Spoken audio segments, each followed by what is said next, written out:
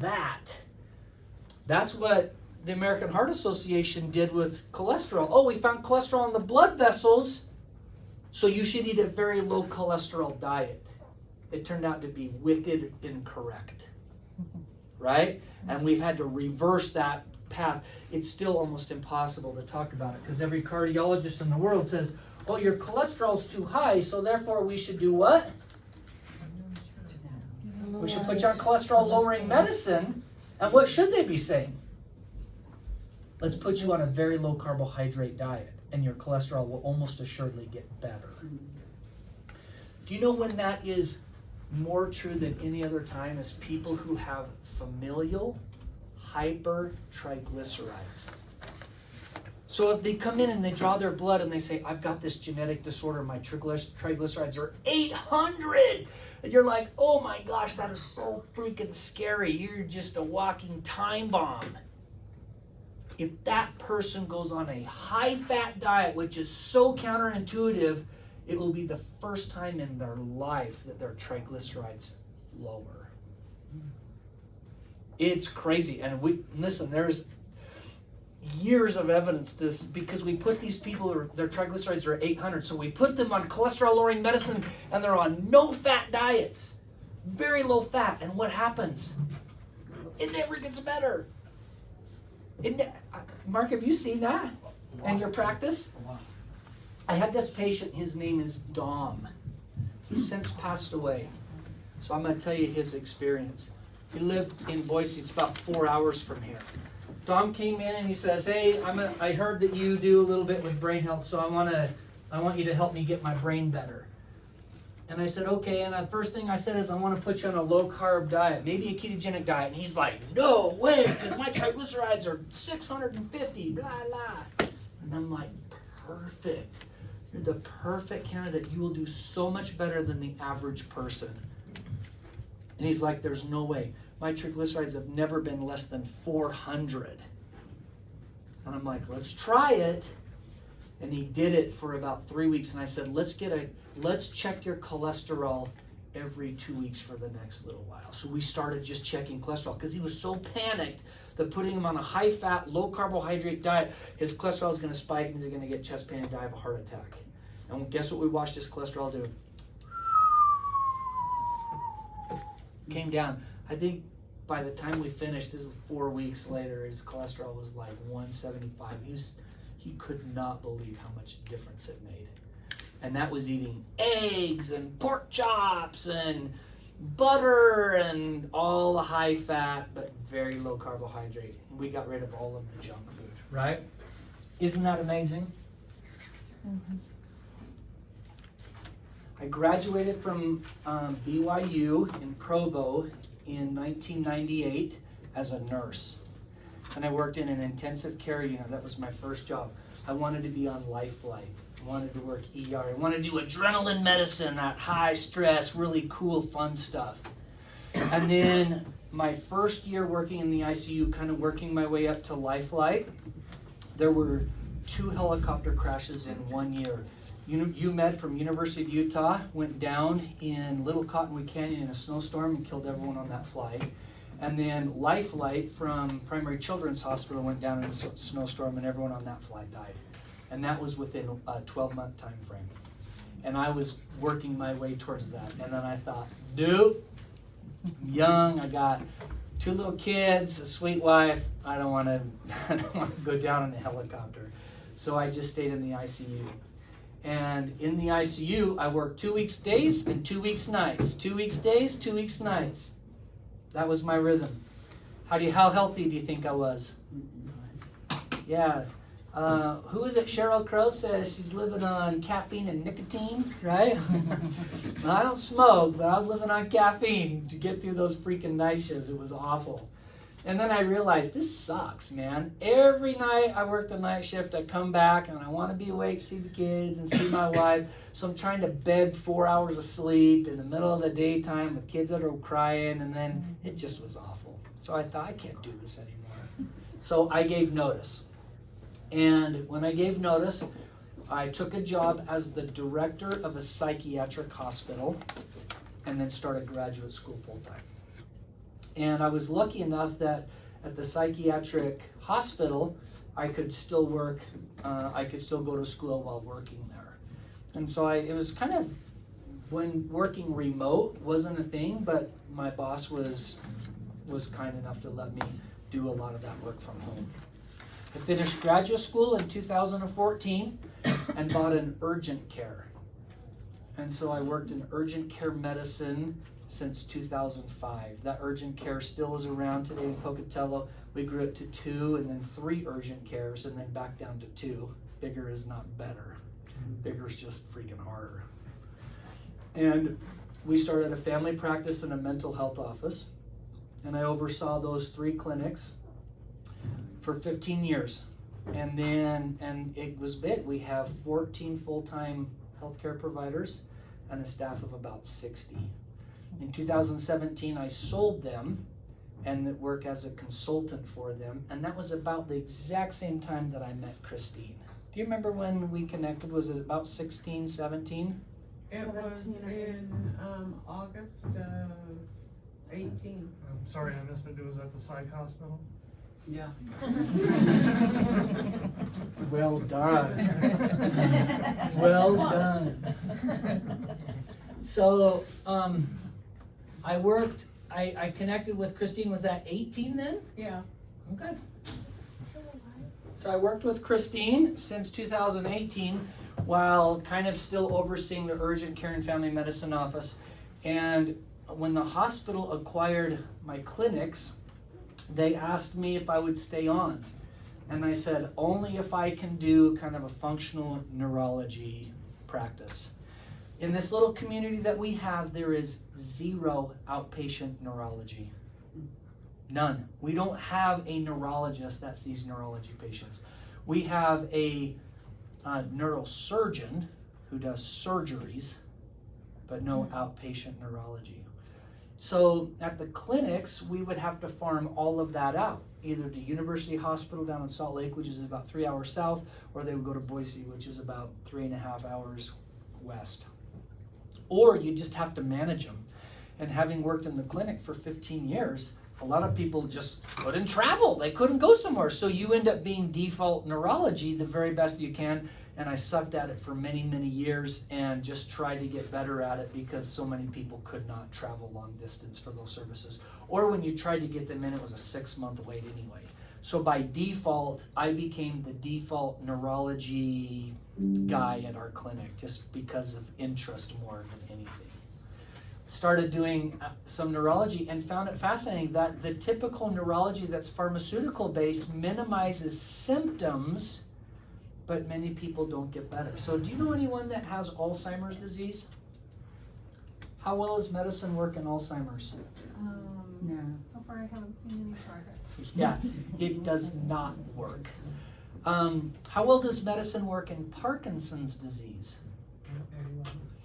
Fair amount of symptom relief with Sinemet during early stages, right, of Parkinson's. And anyone who has Parkinson's and uses Sinemet, oftentimes they do relatively well for a window of time, and then they kind of, it seems to grow resistant. It doesn't work that well.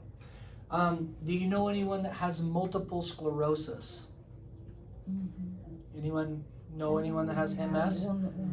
And how well does conventional medicine like pharmaceuticals work in MS? The lady I know, she doesn't take medication. She's a nutritional practitioner, so she maintains her health that way. Very good. My sister-in-law has MS, a very advanced primary progressive MS. And so she and I have had many discussions. She was out here visiting us in July and ended up getting sick and was hospitalized for a week, and then spent two weeks at my house trying to recover to gain her strength so she could go back to Virginia. She lives in Virginia. And so lots of opportunities to talk about how she's been managed over time. She very much embraces kind of this dual dietary intervention with pharmaceutical medication. So lots of really productive discussion. It helped me to learn about MS from a patient's perspective, okay? So that's the model that I bring to the table today is very much a model that looks that it does not shun the pharmaceutical world. I think pharmaceuticals have a really definitive place in the world. And at the same time, if we just approach the full naturopath world, I think it's very similar. How well, if we just throw supplements at patients with dementia, how well does that work? Doesn't work either, right? So we could be critical and say, hey, that dirty pharmaceutical stinkers, all they do is throw medicine at people. And this world over here says, yeah, those dirty naturopaths, all they do is throw supplements at people. And they're kind of in tandem with each other, right? And so we've got to figure out the happy balance between those two. How well do nutritional supplements just fix Parkinson's disease? Is it way better than medicines? Kind of the same. There was a level, and then it. Exactly. They have their place in the world. I don't disparage it. But if that's the only thing we do, we run the risk of letting the patient down. What happens in MS if we just do pharmaceuticals or just do nutraceuticals? You see my point. We could go down this across the board. How about head injury? How well do nutraceuticals just fix head injuries? Not very well. If they're combined with the rehab product, a service of things that we can do, then those individuals tend to do much better. So that's the framework that I bring to the table, is always being medicine conference in August. And so I've been preparing these slides. And you're going to get the first taste. Okay? So I want to share some of my clinical experiences. Recently, I saw a 47-year-old gal with a history of terrible depression and anxiety. And she asked me, hey, what do you have to offer me for this depression and anxiety? And I said, wow, that's kind of complex. Let me send you to a video. I want you to watch a video that I produced. And then let's schedule a visit, because I didn't have time to visit right then, and I wanted to answer her question. So not to put her off, watch this video. This is how I'm going to approach your depression and anxiety, and then I'll come back and answer your questions.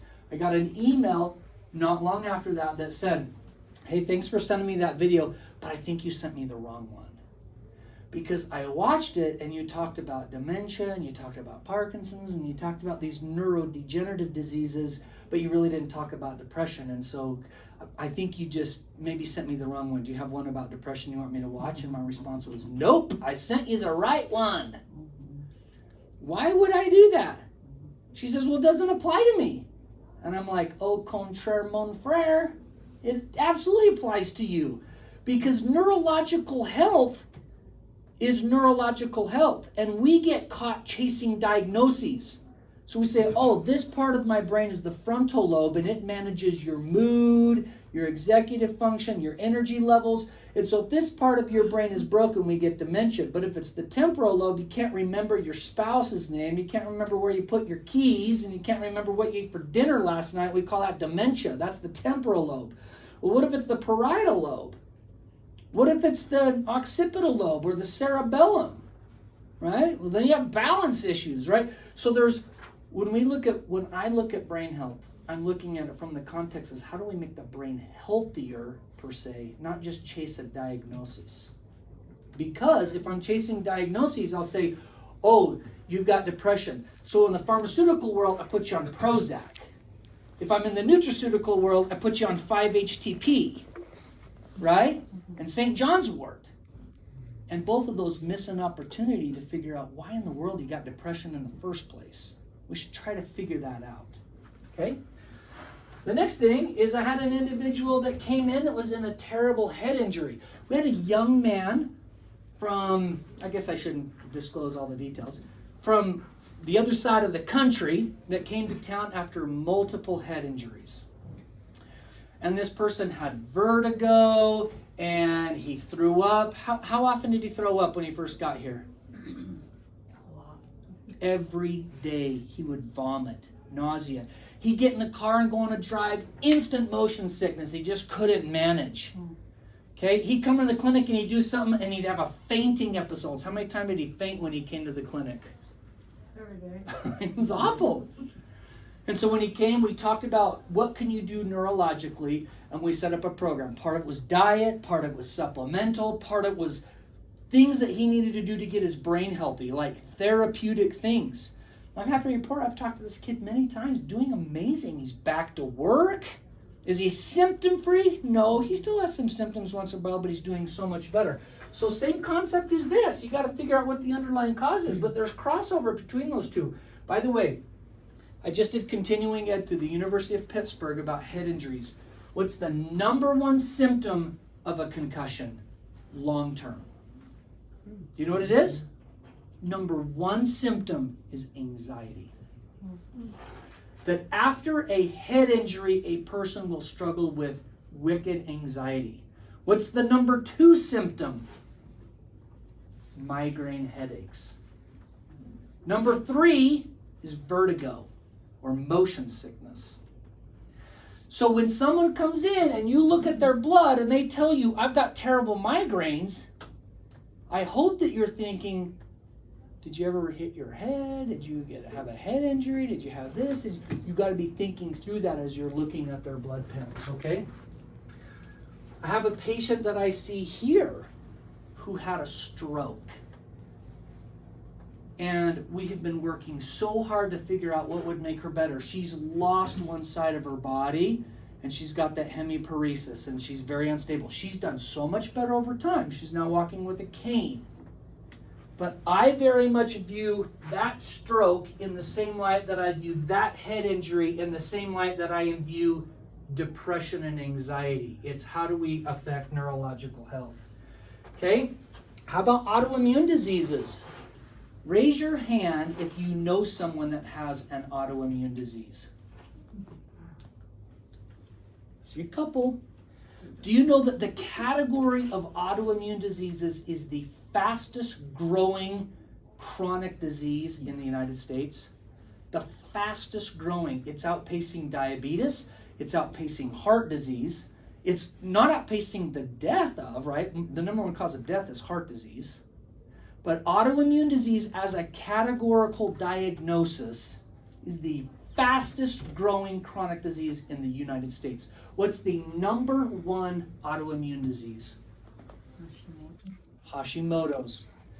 If you take thyroid medicine, you have a 90% chance you already have autoimmune disease. And you might just say, well, I just had low thyroid. Why? Come on. It's autoimmune until proven otherwise, right? I very much view this in the same context as these. The next one is autism. Man, I have a young man, I saw him last Thursday. He is just a cute young man who is so socially discombobulated. The very first visit, I asked him about 5 questions and he burst into tears. He didn't want to talk to me. It was game over. Well, that's kind of what spectrum disorders do. Spectrum disorders make the social component so difficult for kids. Okay? Anyone in here married to an engineer? I'm so mouthy, right? Engineers really methodical, thinking through those things, right? I kind of always tease. That's kind of what spectrum disorders do. Really methodical, maybe the social component is complex. And I don't mean to minimize any of these. But have you seen the statistics of what's happening with autism currently? Have you seen these? Have you not seen the commercials about autism now, about the rates of autism in current society? It's mind-boggling. Where is this coming from? And don't tell me genetics, because I'll chuck a marker at you. It is not genetics. There's something going on.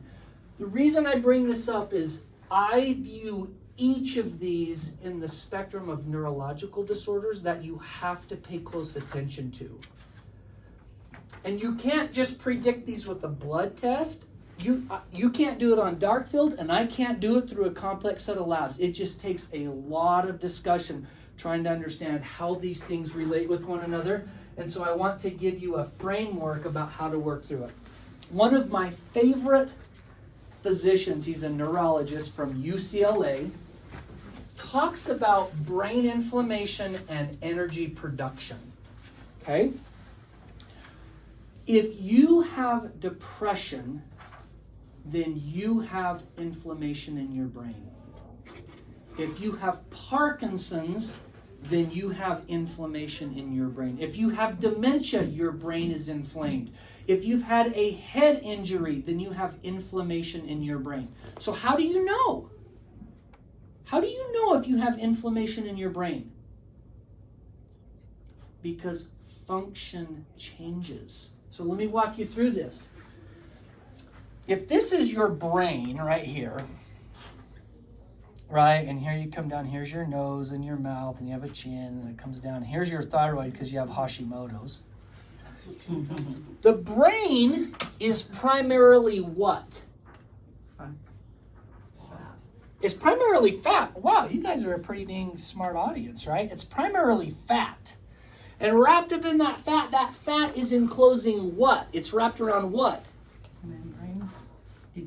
What did you say? Nerves, right? So I'm just going to draw a bunch of nerves that come down here. So each of these are nerves, right? But the nerves are not the majority of the cells in the brain. The majority of the cells in the brain are immune cells. Did you know that? It's immune system cells. That's what comprises that big spongy brain. So that's how, if you have a neurological problem, we make the assumption that these immune cells have been turned on or activated. And then when they're activated, now we don't produce neurotransmitters very well. And another part of this is energy production. What's the energy of the brain? What is it?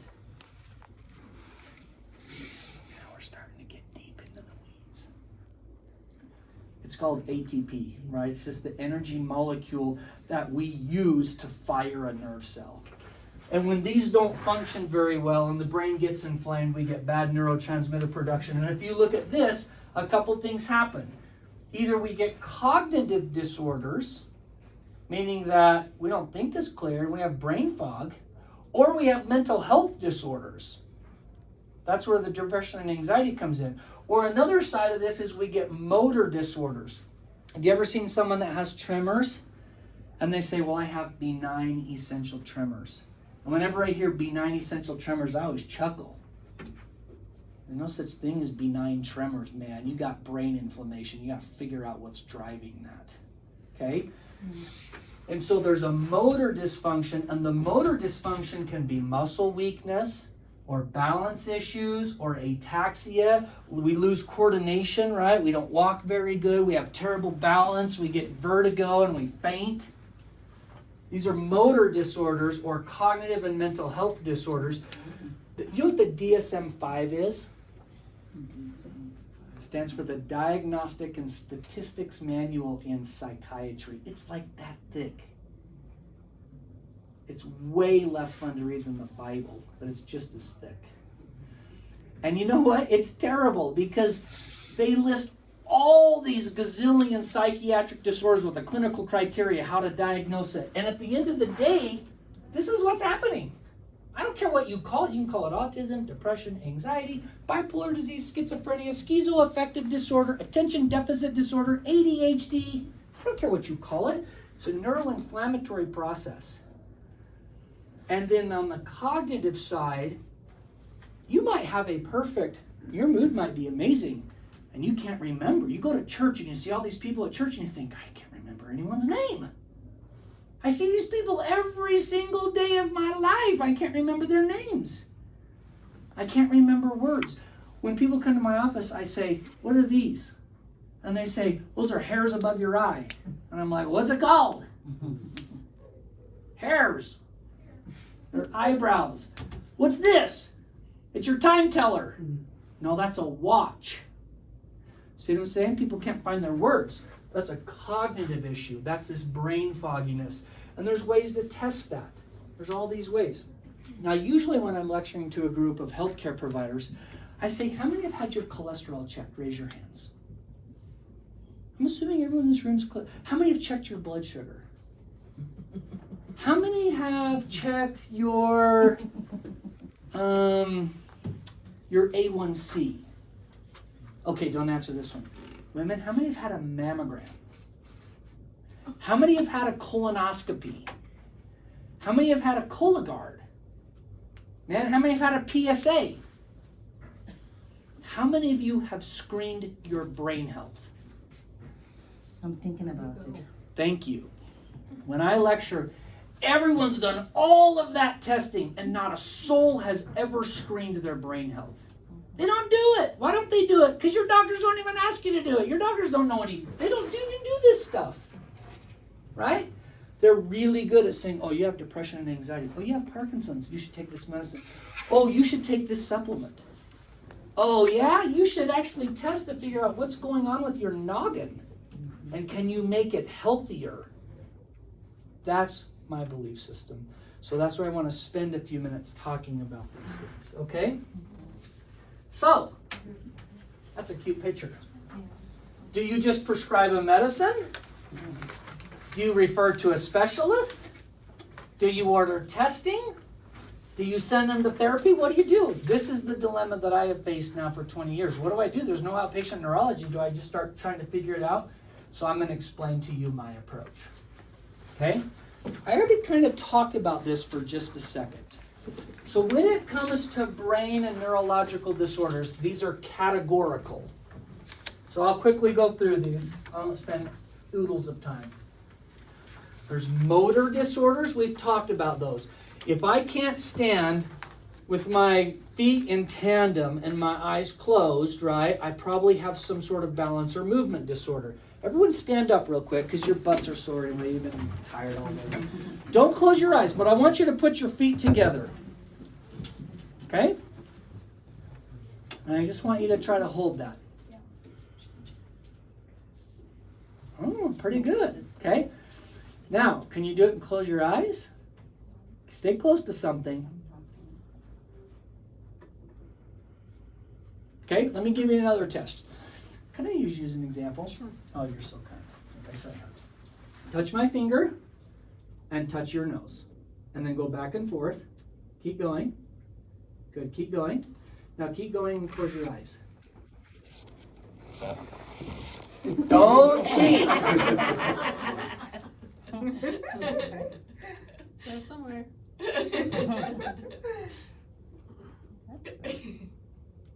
Okay, so what did you can go ahead and have a seat. She's wonderful. What did you see her do? What did you observe? She peeked. She peeked first of all, which I would too. What else did you observe? She got me spot on for the first 3 or 4 times, and then she went like this. And then she went like this. And then she kind of hit the side, right? The more she did it, the more disorganized that it became, right?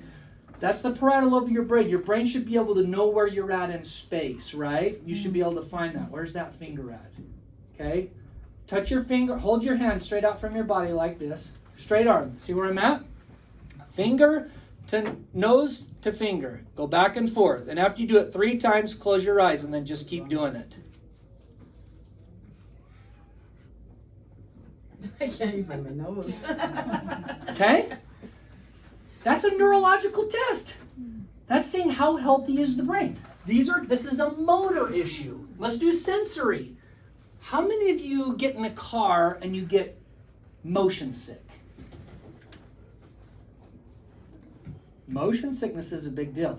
I got a little girl. It doesn't matter where we're going. She's like, I gotta sit in the middle. I gotta go sit there. Give me a piece of gum. And she's freaking out every single time we get in the car. She gets motion sick. It's a sensory issue. We got to get on top of this because you know what? If you get COVID long haulers and you get car sick, if you get COVID stacked on bad car sickness, you're probably going to have long haulers. And if you have long haulers, guess what it's going to end up with? Vertigo nonstop. It's going to amplify your underlying weakness. If you're prone to headaches and you get COVID long haulers, guess what you're going to have on a regular basis?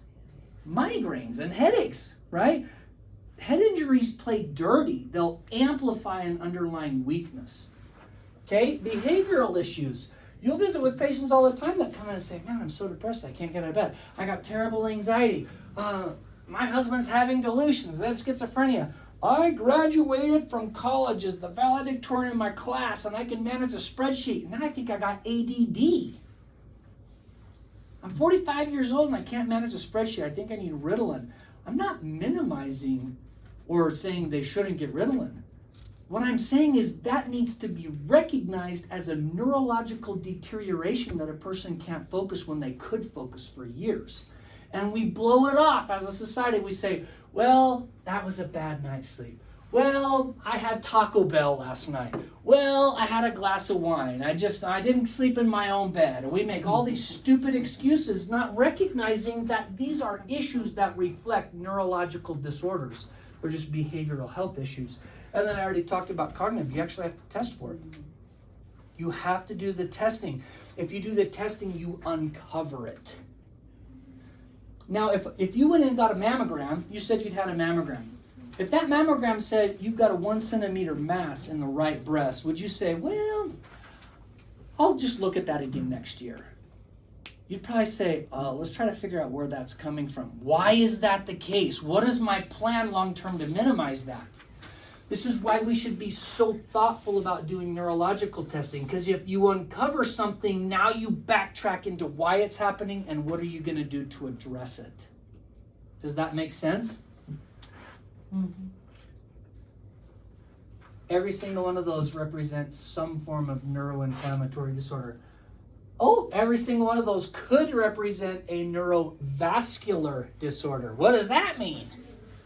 Neuro just means brain. What does vascular mean? Blood vessels. How's blood getting upstairs, right? If every time you stand up, the blood ends up in your feet and you get dizzy, it's a vascular problem. So we have to pay attention to those things too. So all of these issues have a very common approach. So if you come to see me, it doesn't matter to me if you have depression, anxiety, Parkinson's, dementia, a head injury. I'm going to look at these through the lens of how do we optimize brain function. So let me give you some examples. This is what I just talked about. Here's your neurological disorder, and I've got your motor and sensory and your behavioral and cognitive, right? We already talked about those. Now I'm going to walk through these slides. Is the problem infectious? Right? What does that mean? Doug, what does infectious mean? Infectious, Caused by? an infection. That's it. Somewhere. It's just caused by an infection. That's all infectious means. I'm always curious about people who have neurological issues. Do they have repeat infections? What are very common repeat infections? Strep. Yes, strep throat. Is there a tie to strep throat and heart problems? Have you heard of rheumatic heart fever? Rheumatic heart disease? It's caused by strep. Isn't that fascinating? Yes. What are other common repeat infections? We hear about them all the time. Ever heard of a UTI? Have you ever heard of a cold sore? Does anyone in here get cold sores? Do you know that the rates of dementia are increased 2 times if you get repeat cold sores? 2 times increased risk. Now, increase from what? Increase from the average statistic person. So very few people actually get dementia, maybe 10% of the people. But if you get repeat cold sores, that's doubled. She's mean.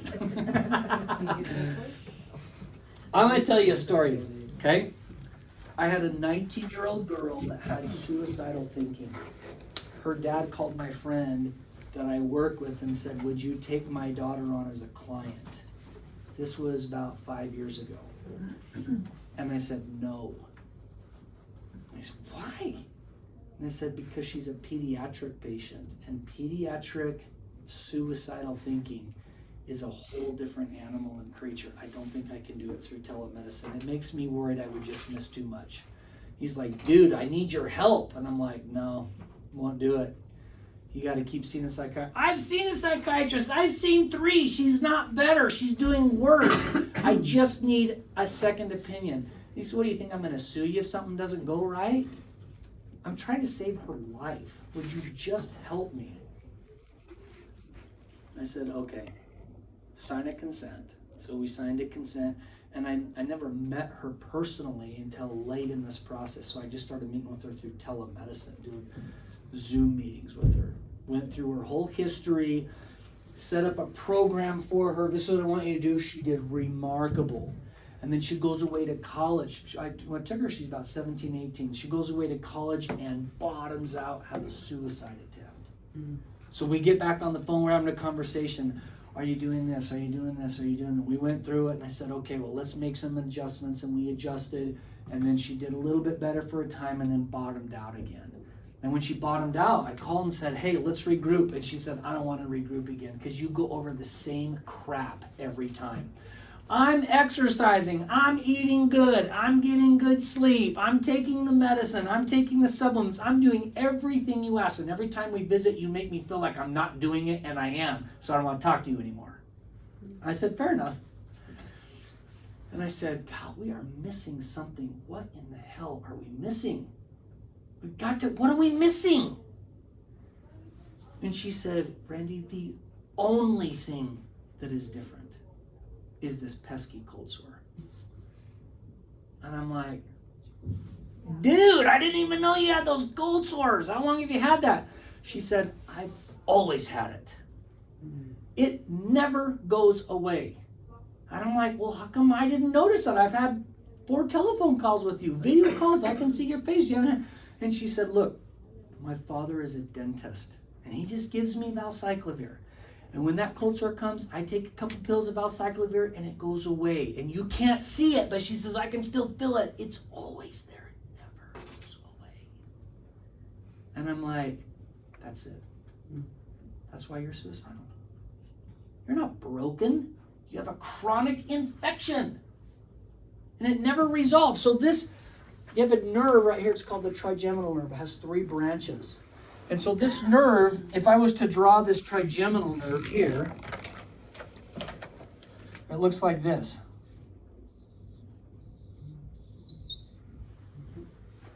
So this infection right here in this upper lip gets transmitted down this line and goes right up into the frontal lobe of the brain. And this is where your mood is managed. I said, oh my gosh, this has got to be it. This is why this keep happening. And I didn't know you were having those cold sores. So what we're going to do is we're going to put you on that medicine that your dad gave you. You're going to take it twice a day for a year. We're going to try to suppress that viral infection.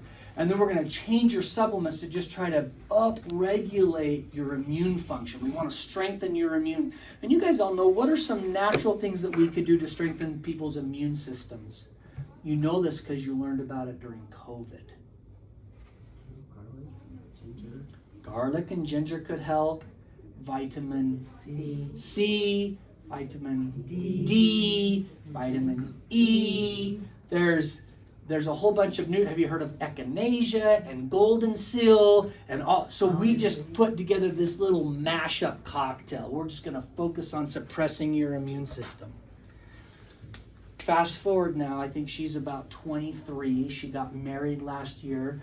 My buddy that asked me if we'd refer, went to her graduation last week. And she's doing amazing. At graduation, her father, who's the dentist, came and found my friend, gave him a huge hug, and he said, you guys had a part in helping her get through school. She never would have made it without that help. And I think, oh, that made me feel good because I did not want to take on a pediatric suicidal ideation case. Super complex. Okay? So when you're meeting with people, Every single one of you, write this down. You have to take a health history. You have to find out what are the complex health challenges that people have had, because it will predict what the next step in your counseling process is. Does that make sense? So what if they said they're diabetic?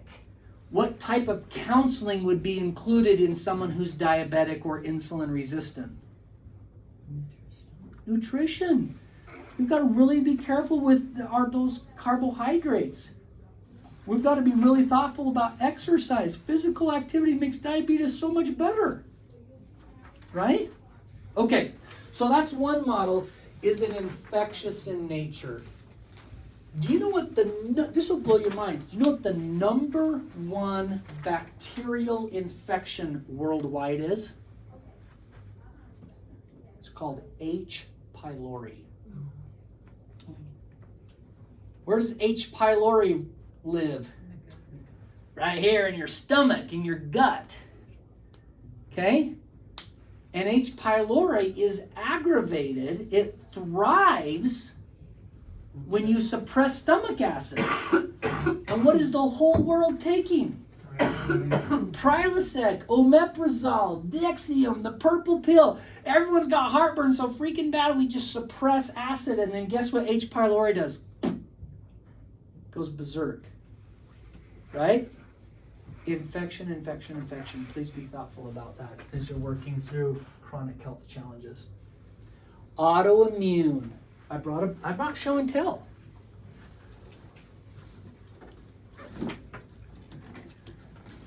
This book will change your life. Not like the Bible, but it will change your life like autoimmune disease, right? It's called the Tiger Protocol. If you like to read about health, it's amazing. T stands for toxins. I stands for infections. G stands for gut health. E stands for your eating patterns. Right? And R represents rest or stress reduction. I'll tell you another fun story. Sweet little lady came to my office back in March. She's menopausal and she was on some hormone replacement. And she came and said, I've just heard you're active in hormone management and I really want to get you on my team to help me with my hormones. Because I had some pellets placed. She had some pellets put in her hip. She had a testosterone pellet and an estradiol pellet, which I support. I'm okay with that. And I looked at her testosterone level and it was higher than mine. Okay? I was like, nope. That's really high. She's like, I feel amazing. I love it. And I'm like, dude, it's too high. It can't be that high. So she's like, well, let's put you on the schedule to get another pellet. And I said, I am not doing another pellet till your testosterone level falls below 50, just so you know. She was willing to fall quick because let's go a couple months out. So I saw her about 2 weeks ago and her testosterone level was 175. Okay? And that was less than 50% of what it was the first time I checked it.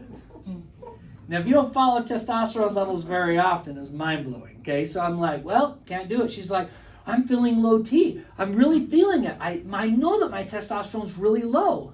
And I'm like, then you have a poor sense of connecting what you're feeling to what is real. Because your testosterone levels are not low. Well, how come I feel so terrible? And I'm like, well, do you think testosterone is the only thing that makes you feel good? Let's talk about that. So we started talking about the complexities in her family life. And they are complex. And so at the end of the conversation, I said, see where I'm at here? You can't live in a hurricane 24/7 and think I'm going to fix it by raising your testosterone levels to higher than most men walking around. It doesn't work that way. You've got to address this underlying issue.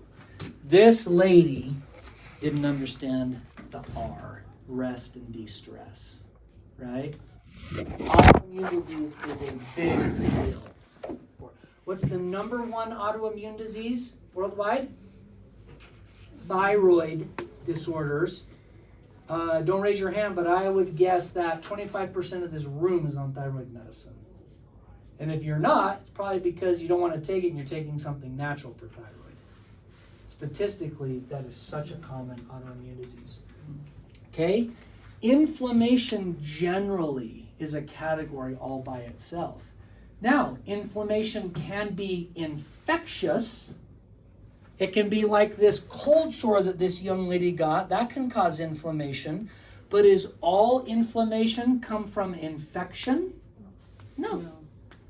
Anyone ever sprained your ankle? Yeah, it gets inflamed, it gets sore, it hurts, right? That's inflammation. Well, that came from a physical injury. You could have a traumatic injury. You could hit your head. Let me give you some common causes of inflammation that are transmitted to your brain. How many of you in this room have had a root canal? Mal? I have. Can I share your story? Yeah. That young lady sitting back there is one of my patients. She also happens to be my daughter. Okay? Little Mal gal, about as talented as the day is long. Graduated student body president of her high school, was valedictorian. She had full ride scholarships to about any college here in the Intermountain West. Was all-state in soccer. She was second team all-state in basketball. I mean, she's a machine. And very mentally health, very robust. Moved away for a little while and became a snowflake. Right? Sorry. Mental health really bottomed out. And I'd have a conversation each week with my sweet daughter, and I'd finish the conversation and I would say, what has happened? She was not like this. Something happened. And I'm asking a million questions, and then we hit the bullseye. And little Mal sends me his text message and said, Dad, I keep getting this, what did you call it? Bubble? Yeah, you called it a canker sore. Yeah. Dad, I keep getting this canker sore. And she lifts up her, and she takes a selfie with her smartphone. So I got her jowls, right? This beautiful picture of her fangs. And I see this, and I pick up the phone and call. And I just was making a point. Pick up your phone right now. And I said, Mel, that's an abscess tooth. She's like, no, it doesn't hurt at all. It's not an abscess. And I'm like, if you had a root canal, they took the nerve out, you can't feel it. Go to a dentist. When did you get in to see a dentist? From that text? I don't remember. It was the next day because I spoke with the dentist. She goes into the dentist and I want a CT scan of her mouth. And Mallory had lost all the bone in her upper jaw between her mouth and her sinuses. Totally eroded and gone. Why was it gone? That infection just ate the bone away. Well, here's your upper palate right here.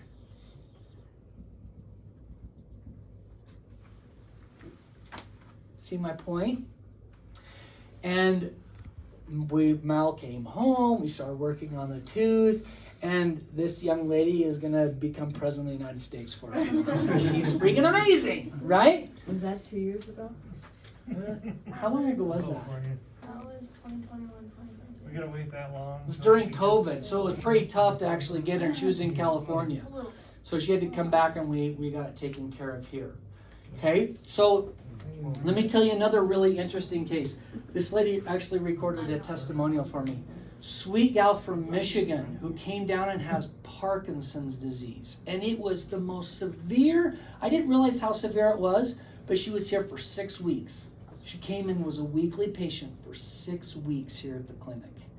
And I started feeling compassion for the fact that she would just go home and sit in a hotel room. So I said, hey, why don't you come to church with us and come over and have crepes? And she's like, that would be wonderful, because the weekends we just sit here and don't do anything, right? Stare at these blank walls.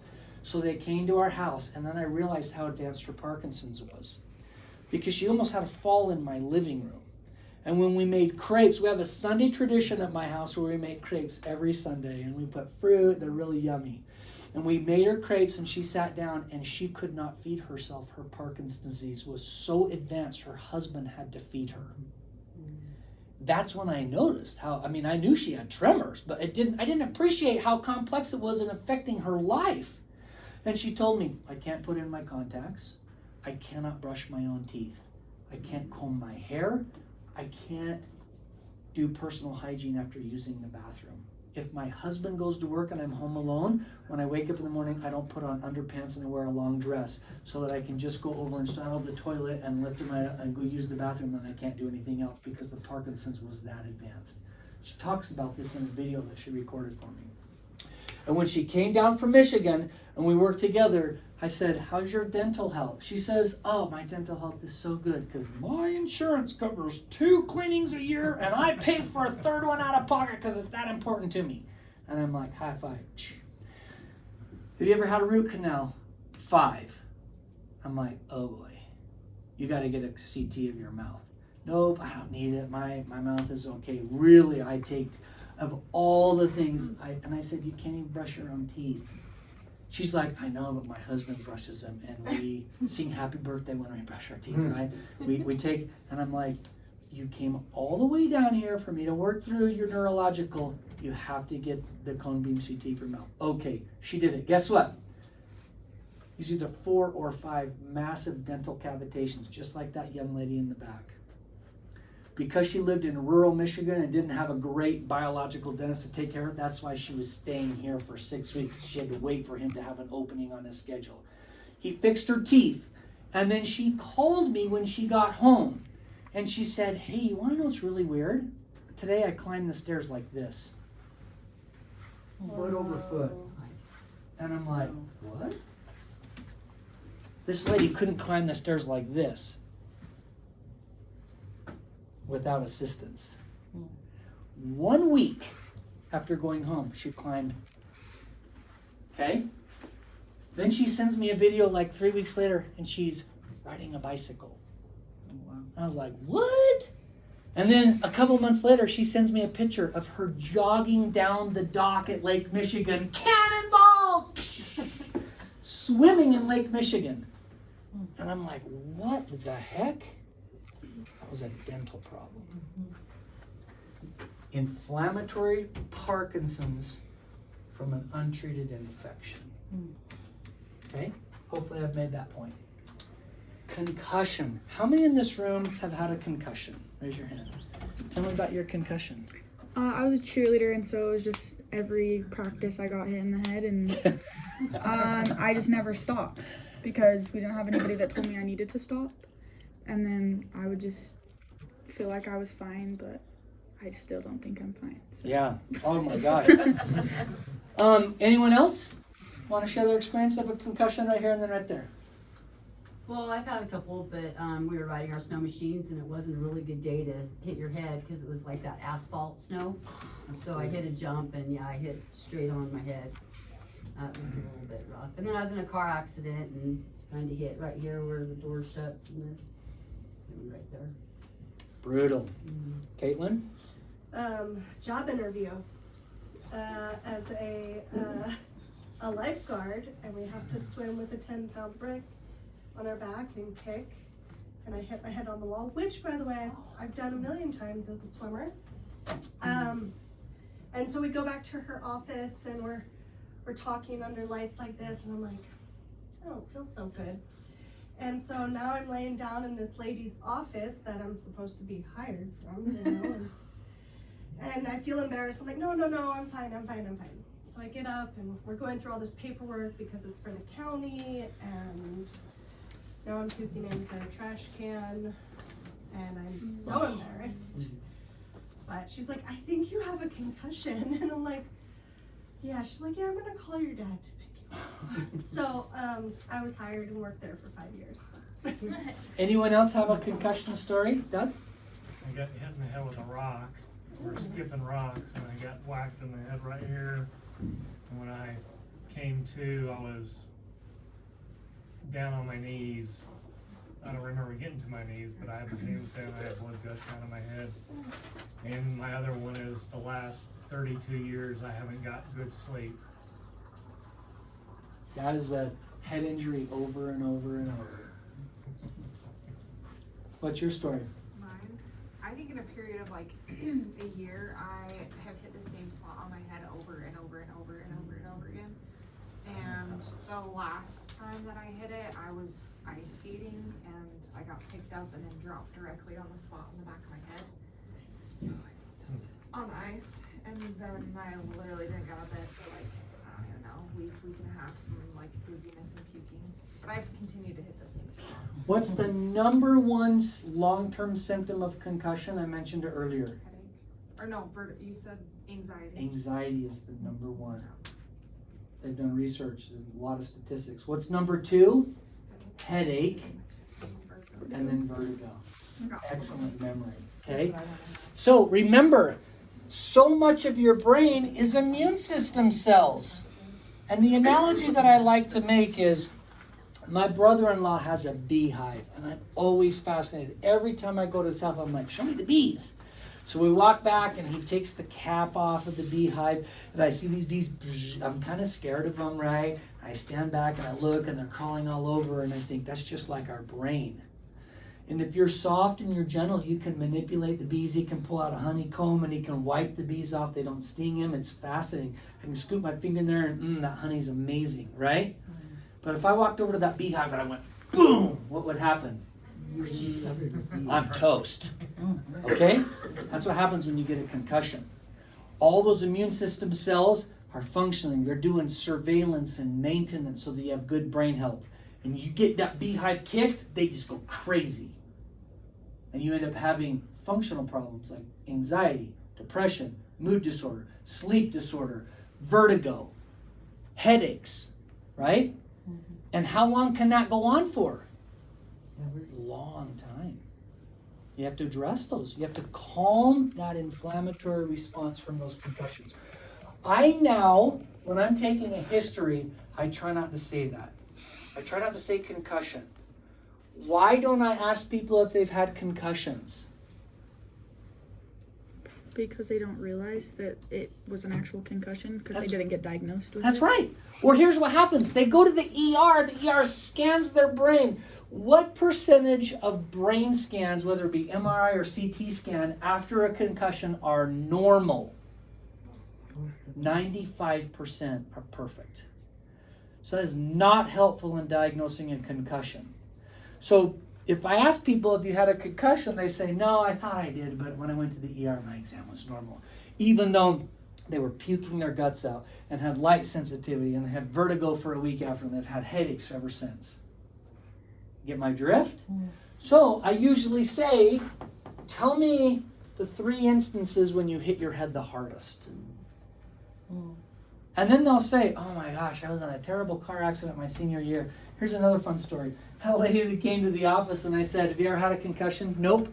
And I said, have you ever had a ski injury, fell off your back, had stitches on your forehead or on your chin, or you had a fall and a motor vehicle? Oh yeah, I was in a terrible car accident when I was a senior in high school. What happened?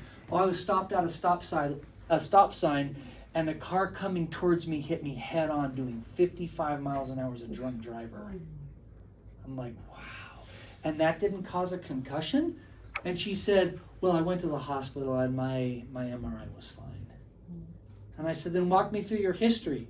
She says, well, I was diagnosed with attention deficit when I went to college. And then I got obstructive sleep apnea. And then I was diagnosed with narcolepsy. And then I was diagnosed with Hashimoto's thyroiditis. And I went into early menopause when I was about 35. All of that could be rooted in the concussion. I'm not saying all of it came from, but you can tie that head injury, that severe head injury, to every one of those complex challenges. What if, in the case of, because when you said injury, I wasn't thinking about the concussion, I wasn't thinking about it.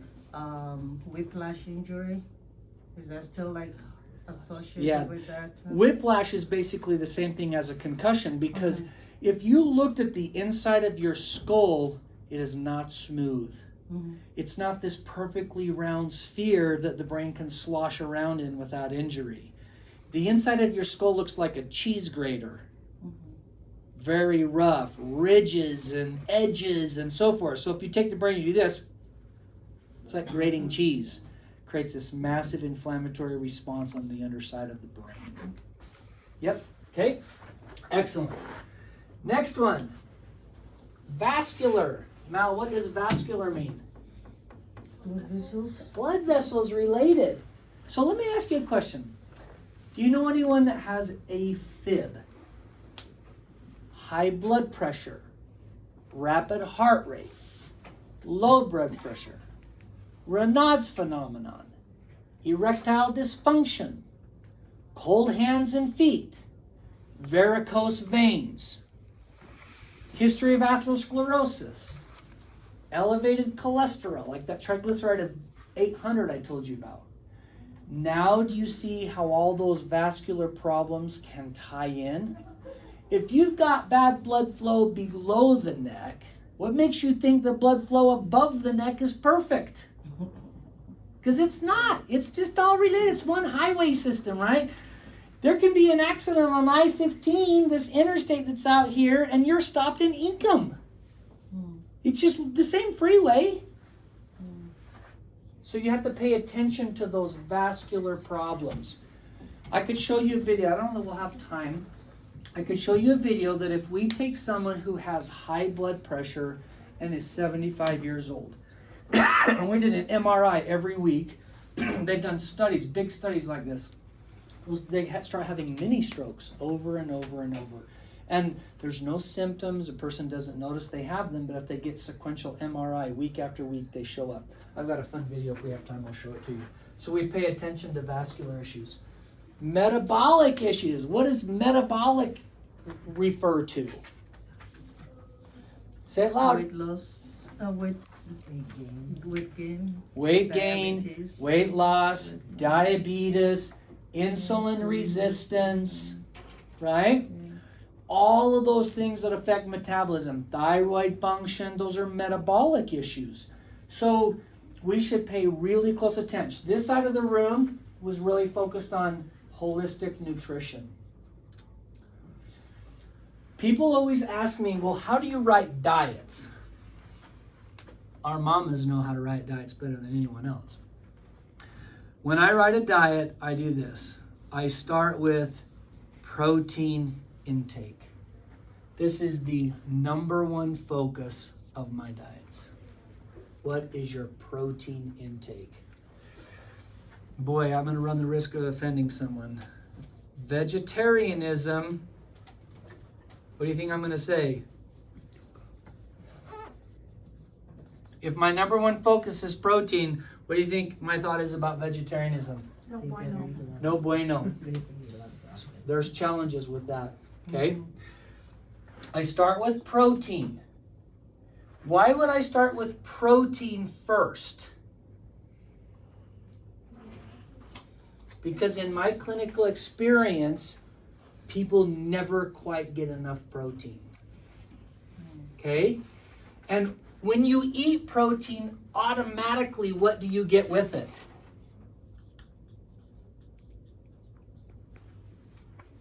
It's impossible to eat animal proteins and not get fat.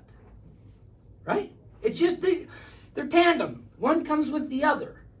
Now, there might be more fat if you like a ribeye versus prime rib.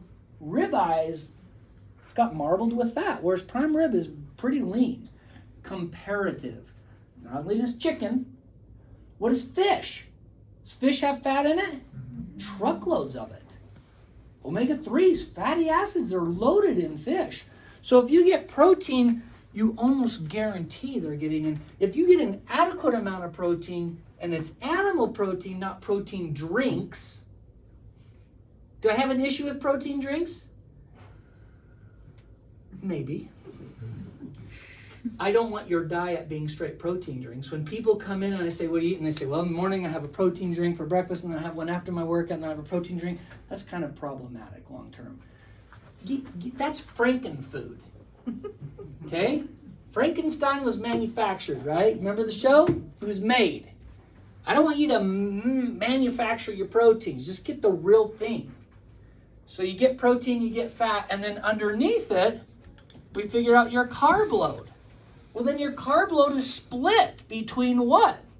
If you have a metabolic problem, like diabetes, we'll put diabetes, insulin resistance, right? If people have diabetes and insulin resistance, are we going to give them more or less carbohydrate? Probably a little bit less, right? Because they're diabetic. Their body can't manage that blood sugar very well. But what about vegetables and fruits? They're amazing. They're super healthy. I'm a little bit more careful in this group right here. How about if they're a heavy exerciser? They can handle a lot more carbohydrate than the stationary person, right? My dad is so sweet. When I say, Dad, did you do your exercise today? Sure did. And I'm like, what'd you do? Well, I have my trainer. So he sits in his chair, then he has a little pedaler where he can pedal his bike sitting in a chair. I'm like, oh yeah. That's called range of motion. It's not called exercise. You got to get out of your chair. And he calls it. I know, right? I'm like, man, I hope your prostate's not working because it'll force you to get out of your chair like 50 times a day. So physical activity, the more physically active people are, the more carbohydrate they consume without having problems of diabetes and insulin resistance. Does that make sense? Mm-hmm. So I'm a little bit more focused on helping people get an adequate amount of protein. How much is an adequate amount of protein? Let me tell you how to do this. When you're going to sit down to eat, you got to have a good protein at every meal. It's impossible to get an adequate amount of protein if you only eat protein one meal a day. If you wake up in the morning and you have oatmeal and toast and avocado, which are healthy, you probably have an inadequate amount of protein. If your lunchtime is a Caesar salad and the only protein on it is cheese, you probably have an inadequate amount of protein. Right? So when I consult with vegetarians, I'm like, well, is it a religious component? Is it where's that coming from? I'm trying to understand it. Because if it's religious, I get it. And we have to work really hard to try to figure out where to get their proteins.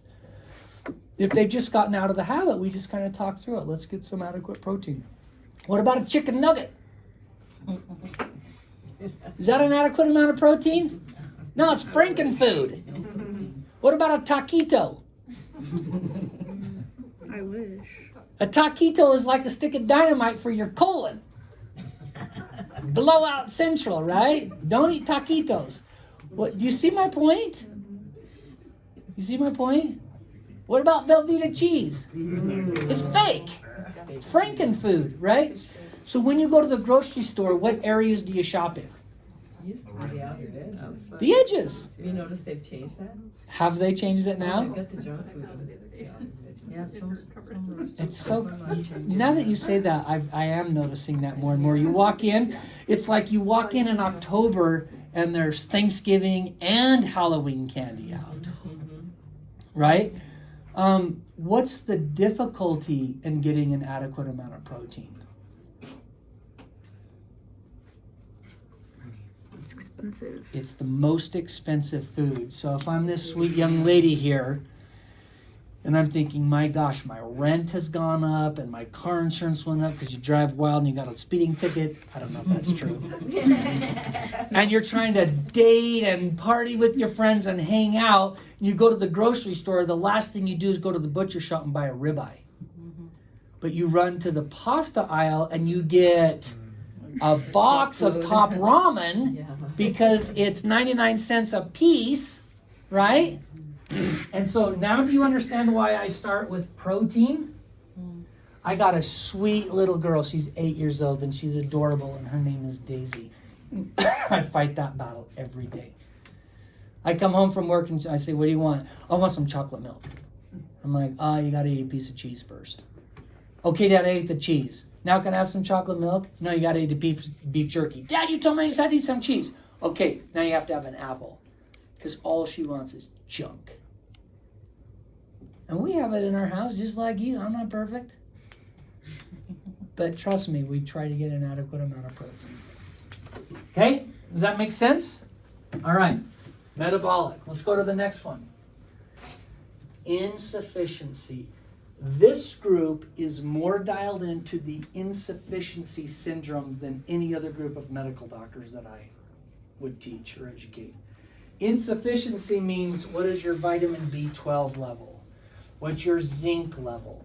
What's your vitamin D level? What's your vitamin C, your vitamin E, your selenium, your micronutrients, your folic acid? Women who are pregnant are asked to take a multivitamin for what reason? Because folic acid does what?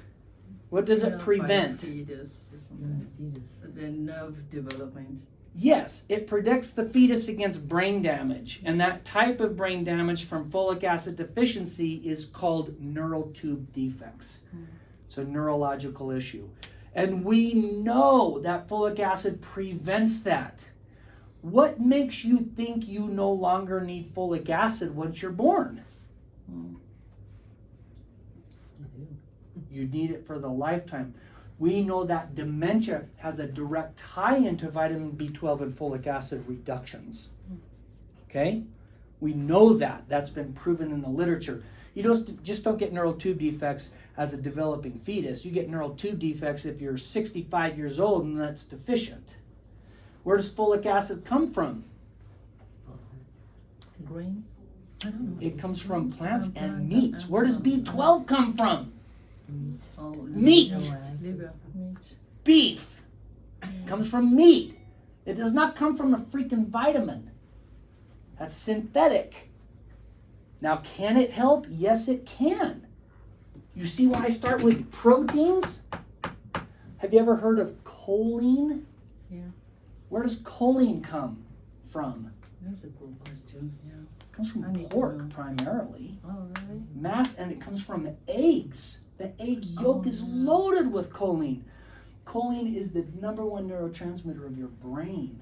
It's not serotonin, it's not dopamine, it's not norepinephrine, in spite of all the mental health that you've heard. It's choline. So insufficiency syndromes. I hope, if some of you are vegetarians, I do not want to offend you. I just want to teach you that I see tons of insufficiency syndromes in people with really restrictive eating patterns. I see insufficiency syndromes in people who have heartburn their entire life and they take omeprazole, because omeprazole restricts your ability to metabolize and digest most of the B vitamins. And magnesium deficiency is big in omeprazole and Prilosec issues. Those are insufficiency syndromes. You remember during COVID, to protect people against COVID and long hauler syndrome was a recommendation to keep your vitamin D level at least greater than 60. And I don't know about you guys, where you all live, but in Idaho, I scarce see the light of day because I sit and do this all day long. I'm inside, and then I go outside, and I love to get a little sunlight. Those who know me know I disappear and go somewhere warm at least twice a year for a little while, and I just run around without a shirt on so I can get all that vitamin D as I possibly can, right? We want that vitamin D levels. Do I do that, Mal? Yeah, in your loincloth. In my swimming suit. But during the day, I'm dressed very modestly all day long, okay? And the last one is hormones. Hormones are an insufficiency issue. What is the number one hormonal insufficiency issue worldwide? Menopause. Menopause. We don't know why God made women's ovaries to poop out at 47 years old. That's not an issue, is it? What's that? It's natural. It's not an issue. Menopause is not an issue. It's a natural. It's an issue to me. Oh, it's not an issue to me. No, I mean menopause is not an issue. So that's a real. I'm glad that you brought that up, because Natural, yeah. generally speaking, the medical world at large says it's normal for women's ovaries to just kind of go to sleep and be menopausal in the late 40s to early 50s. Has that always been the case through history? When wasn't it the case? I don't know. But it's before fast food. Yeah. There's history of women having kids. I mean, I bet you in your family histories, if you track down, you've probably got some women in going back maybe 100 years or less who had kids in their 60s. I have 2 aunts younger than me. Okay? Isn't that crazy? Miss Clausen back there saying, are you nuts? Okay? Listen, I'm not sure that I fully embrace the fact that menopause is a normal state. Maybe it's a pathological state. And I've talked to hundreds of women that when they get into menopause start struggling with brain fog, can't find their words, can't sleep, get anxiety, get depression, and so forth.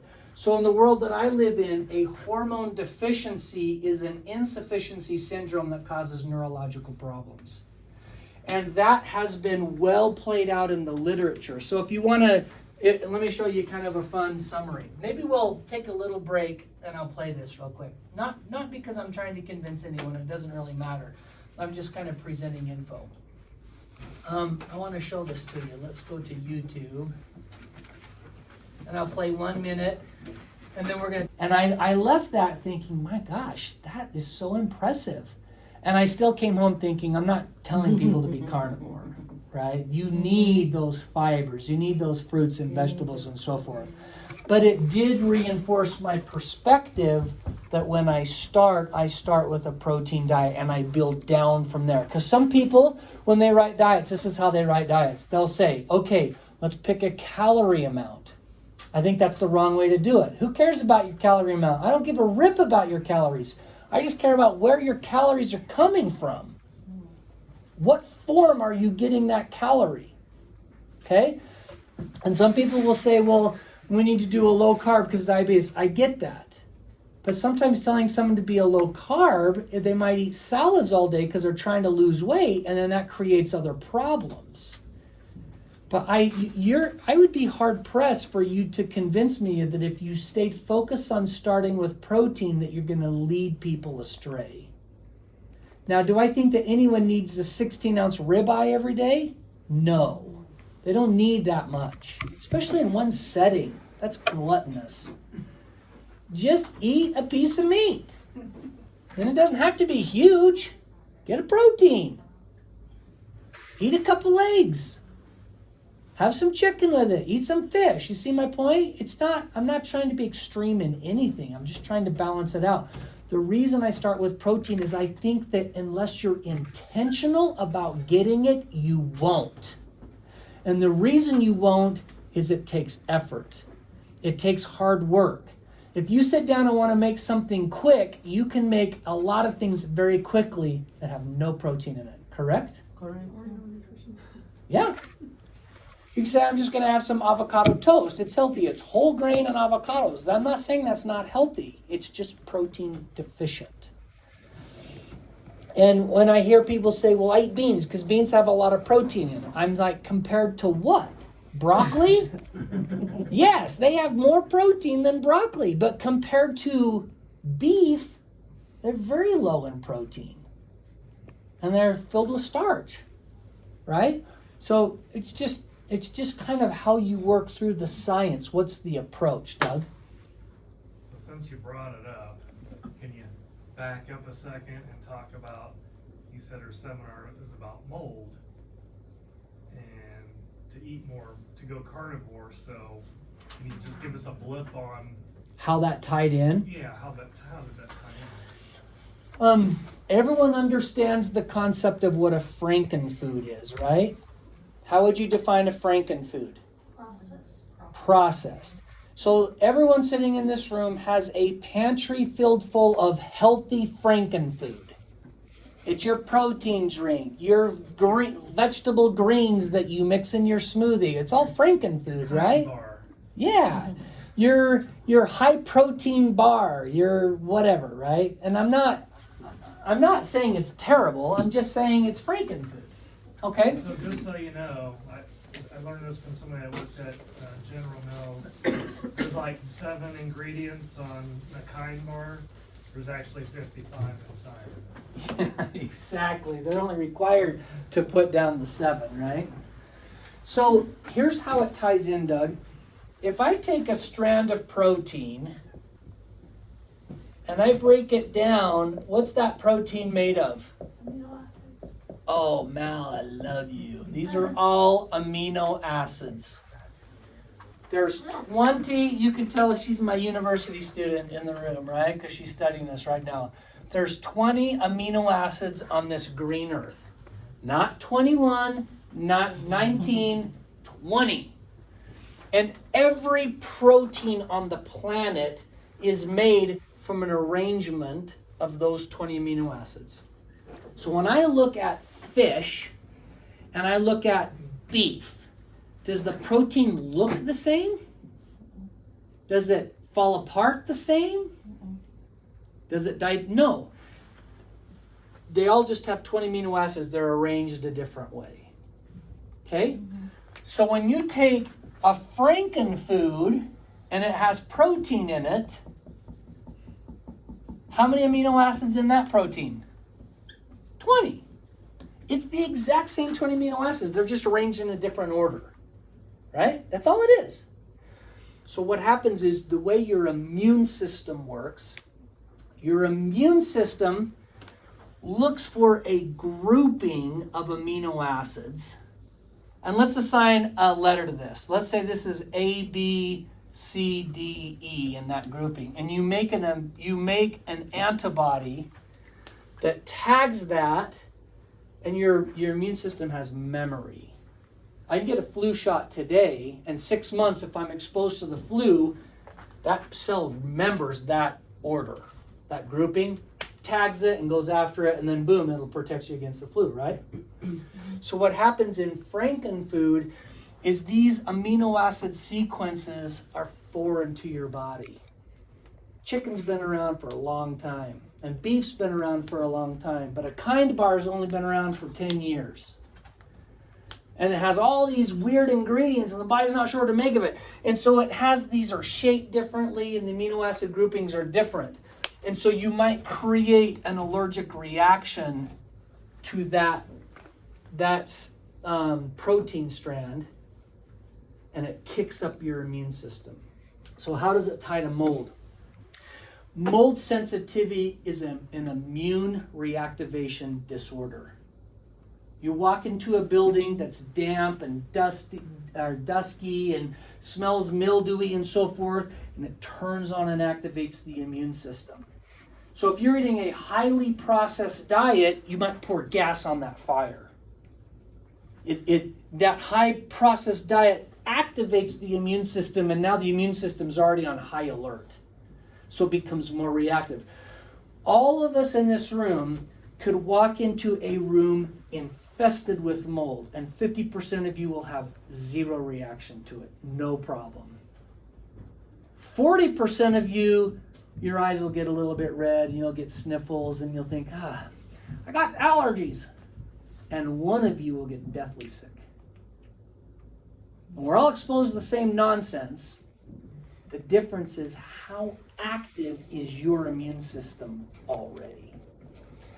So at the conference, there were discussions about how do we take an individual and make them less reactive overall to their environment. And one of those interventions was a dietary change to carnivore so that they were only exposed to dietary proteins that the immune system is already very familiar with. Does that make sense? So eat stuff in its natural state is what you're saying. If God made it, eat it. If it was made by a high school sophomore in a food factory on the night shift, put in a plastic baggie and a box and stamped with an expiration date, run for the hills. Don't eat it. If you take an avocado and put it on your counter, how long till it goes bad? I don't know. That's Give me the maximum amount of time. How long is it going to be good for max? 3 days, a week. A couple days. If you put some bananas on your counter, how long until they turn black? 1 day. And we eat bananas like they're going out of style at my house. I've always got a huge bunch, and some of them are black, right? We try to eat them before they go black. But so my point is, healthy food doesn't last very long. You got to eat it, or it just goes bad. But if I take that Kind bar and I put it on my shelf and I forget about it until next Christmas, has it gone bad? No. Probably not. Probably okay to eat. But it's going to activate your immune system in a different way than that chicken breast that you ate yesterday, those chicken thighs, or that meat. Okay? I want to show you another fun video. We're about done with my section of the presentation. So now we can just kind of share fun stuff. Okay. Check out this fun video. This is pretty interesting. Where's my... That was how menopause. Let's do